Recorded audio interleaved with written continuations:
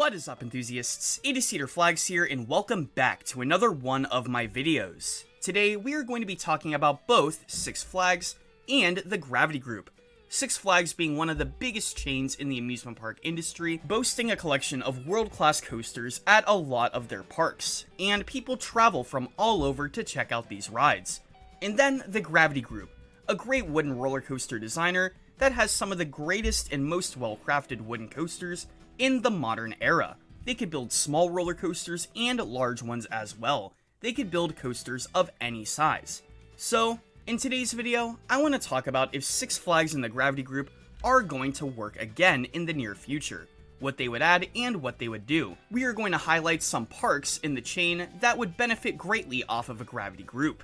And we are also going to be talking about how the merger could maybe change this. This is Cedar Flags, and today, we are going to be talking about the future of Six Flags and the Gravity Group. Before I get into the parks, I do want to mention one thing. The fact that since this is the Gravity Group, I truly think that most Six Flags parks, if not most parks, would benefit off of a Gravity Group wooden coaster. Let's get to some parks where I think they would make the best fit. The first park I want to talk about that I think would benefit greatly off of a Gravity Group would be Six Flags Discovery Kingdom in Northern California. First off, this park does not have a wooden coaster. They did have a wooden coaster in Roar, but that was RMC'd for Joker.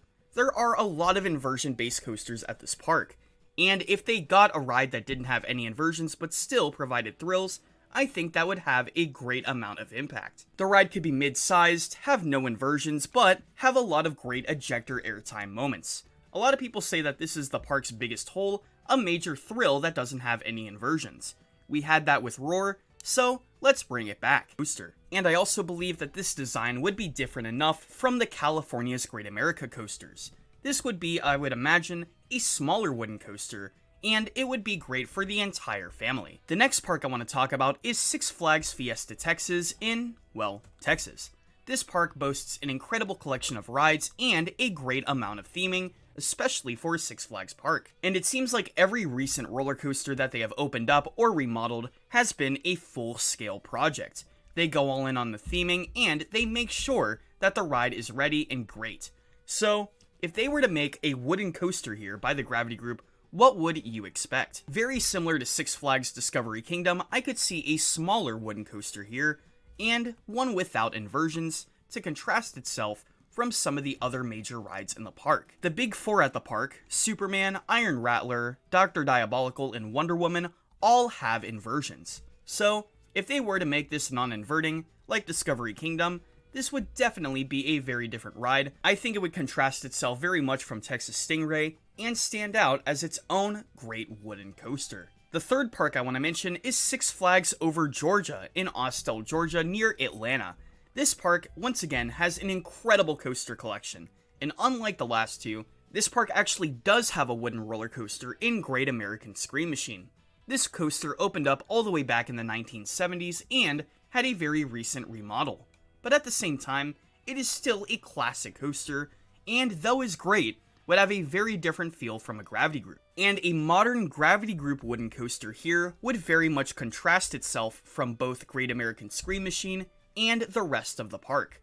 Unlike the last two, I would love to see a major one here, something big, maybe even a twister layout. I'm thinking something similar to Boardwalk Bullet, or even something like Leviathan at SeaWorld in Australia.